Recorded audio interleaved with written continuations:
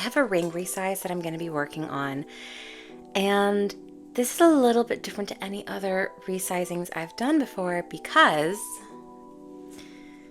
this ring is so delicate and so thin. I'll get you closer so you can see. And I am going to take every precaution that I can to ensure that, this ring stays perfect.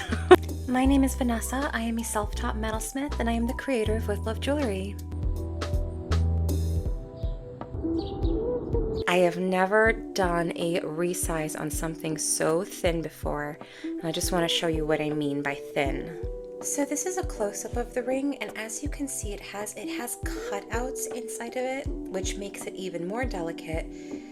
But then it's super thin throughout the whole ring except for this little section right here. And that's where I'm going to be doing the resize. So I am going to be as careful as possible just to make sure that this goes well. I also got an order in from Rio Grande over the weekend, and I just wanted to show you what I ordered. So I have some new bud burrs. I ordered these. They're like, it's basically an insert for the flex shaft, but it has a screw on top so that you can set something inside of it and screw it tight and use whatever you set inside of it in your flex shaft. So I'm really excited about these. I got some rubber polishing discs, pink, black, light blue, and like a grayish color. Oh, it says white, black, blue, and pink. So white is coarse, black is medium, blue is fine, and pink is extra fine. I've only ever used the pink one before. I've used a blue one, but it's not this blue. It's a dentist blue. I don't know if their polishing discs are different to this, but I'm excited to try these. I got some 2.2 mil round burrs, just because you can never have enough round burrs, and I don't have any in 2.2. And then I got some gold. This is 1 pennyweight of gold. So there are these 5 itty bitty little grains in here, and I will let you guess how much this was.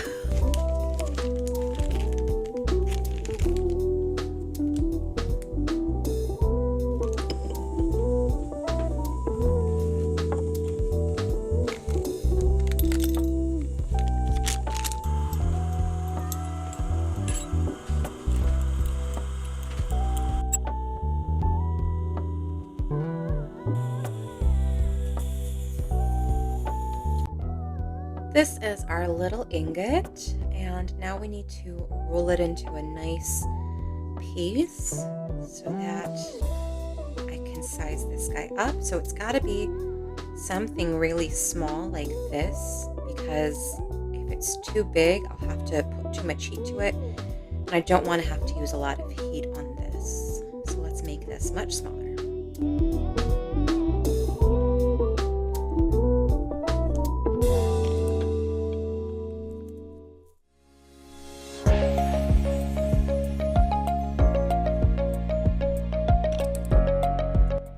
Something's wrong with my flat rolling mill. It's kind of bouncing. It's not like creating enough tension. So I'm going to take it apart and figure out what's wrong, because I kind of need my rolling mill. So let's see if we can figure it out.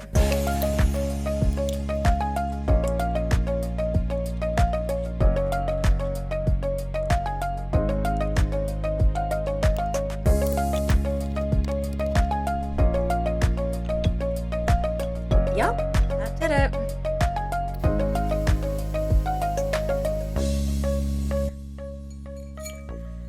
This ring currently sits at 5 1/4, and I need to get it up to 7 1/4. So I am going like the max that you can really go when resizing a ring, which is 2 ring sizes. Anything more than that and you're really gonna distort the ring. I have basically one place that I can cut here in order to open this up to get it resized. So we're gonna jump in and do it, and we're gonna be very, very careful.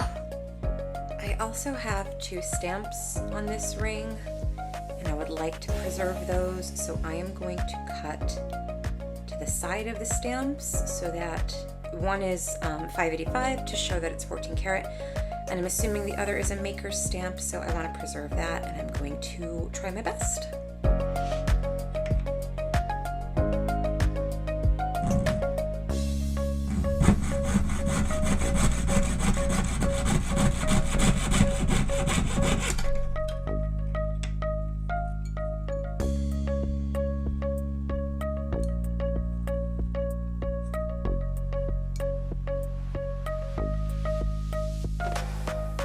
I think my hair is going to be up this entire time because this is a very stressful this is a very stressful resize, so I can't deal with it right now. But I have pulled the ring up to 7 1/4. Again, it was at 5 1/4. We're up to 7 1/4, and what I've done is I've opened my calipers up to the spacing that's in between where I've opened. I measured it, and it should be 5 millimeters because every ring size is 2.5 millimeters. So for example, if you're going from a 5 to a 6, you need a 2.5 millimeter width piece of material. And since I'm going from 5 1/4 to 7 1/4, I should need 5 millimeters. So I set my calipers to the width, and I did measure just to make sure to see what it is, and it does show me 5 millimeters exactly. So we have the right width opening. I'm gonna go pull my gold out of the pickle pot and mark a 5 millimeter width piece of gold, and we are going to make this perfect. Before cutting the ring open, I measured the back area where I'm going to be adding gold to, and it was 1 millimeter. So I've rolled this piece out just a little bit thicker than 1 millimeter because I will be, filing and sanding it to blend it into the original ring band. So I'm giving myself a little bit extra wiggle room just to make sure that there are no issues. So I've pulled it just below 7 1/4, and we're gonna pull it back up very gently. Okay. And now we're gonna fit our piece.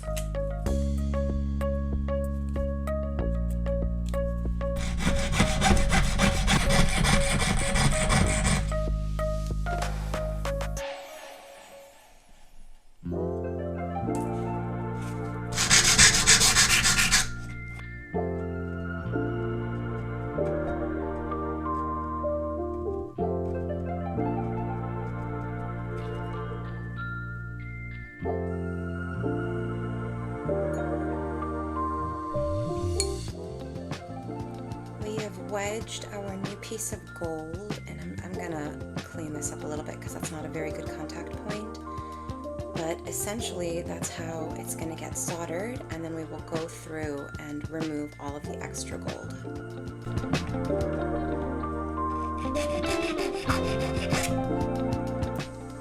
I'm not going to take any chances with this ring because it's so thin and delicate. Normally if it was just a regular band, I would solder it without any, additions. But because of how thin it is, I am actually going to use Cool Jewel. Cool Jewel is used for when you have a delicate heat sensitive stone and you want to protect it. It keeps wherever you put the Cool Jewel cool, so that the flame doesn't affect the ring as intensely. And again, it's just such a thin, delicate ring. I'm going to use the Cool Jewel on all of the decorative part of it so that I can minimize any heat flow where it shouldn't be and try and keep the ring perfect.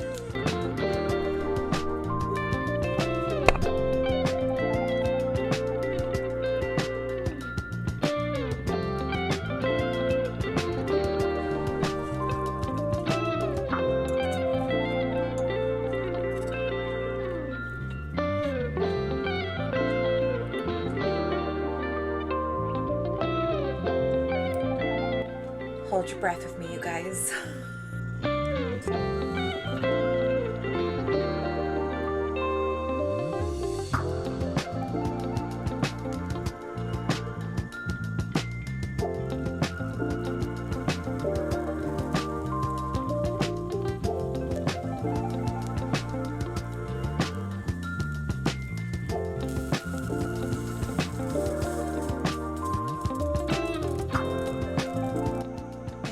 part of the ring is perfect. We'll just wash off the cool jewel and pickle this. I am going to very carefully try and reshape this ring, and then once it's shaped, I mean it's fully soldered, we'll go in and we'll clean everything up and then polish it. And I'm still trying to tell, like I keep telling myself, don't forget to breathe, Vanessa, like this is so scary. So this is such a delicate ring and I really just want it to be perfect. So let's start shaping it back to be round.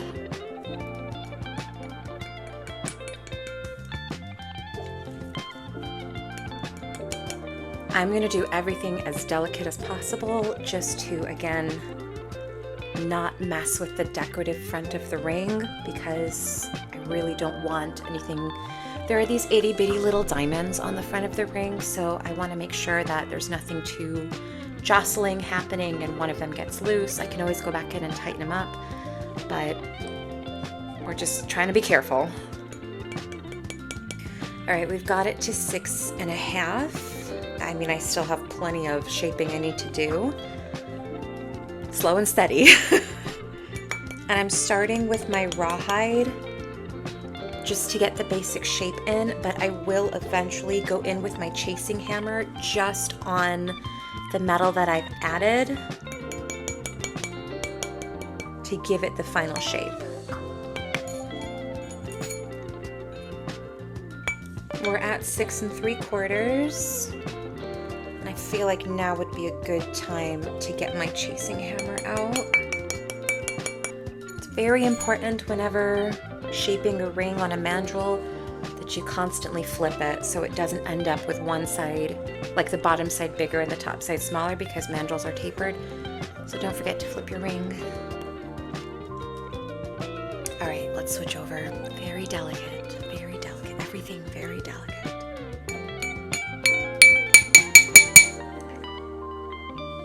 And I'm using my finger as a support on the front of the ring just to maintain integrity there. We're just under 7, just past 7.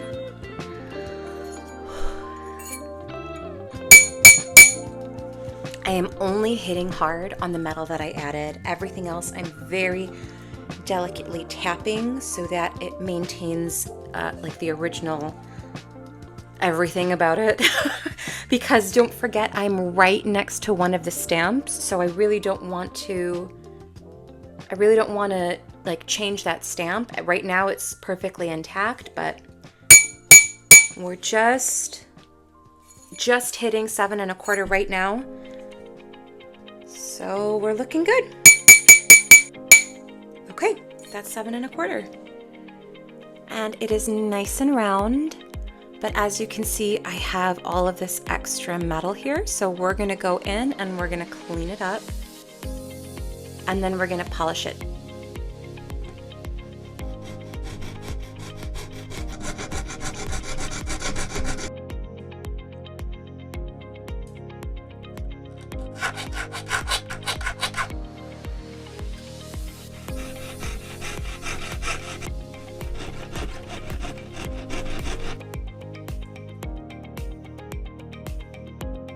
The scariest part is over. I have chopped off the bulk of the additional gold that I added, and now I'm just going to go in using a bunch of abrasives to make it nice and smooth and clean and seamless, and then we get to polish it, and then it's all done. Woohoo!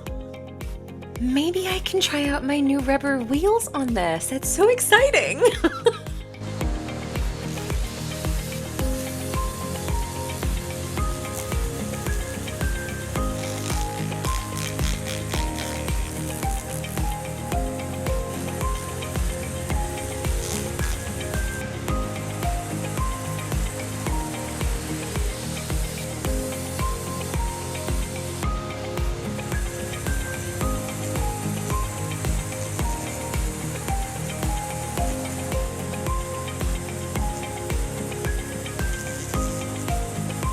So incredibly happy that this worked out as smoothly as it did, and I can breathe again, so yay! I don't know if I had explained, but this ring was a gift from a grandmother to her granddaughter, and unfortunately she had purchased it in the wrong size. So I'm really, really grateful that I was asked to resize this ring so now the granddaughter can wear it. And I'm so grateful that everything worked out as well as it did, and now this beautiful ring will get to be worn. If you're still watching, thank you so much. You're a rock star. If you have not liked this video, I would love for you to do that and to subscribe to my channel. It helps me grow my business and it gets me a little bit closer to monetization, which is amazing as an entrepreneur because it gives me another little piece to the puzzle of having a steady paycheck. Thank you so much for watching. I hope you guys enjoyed it, and I will see you next time.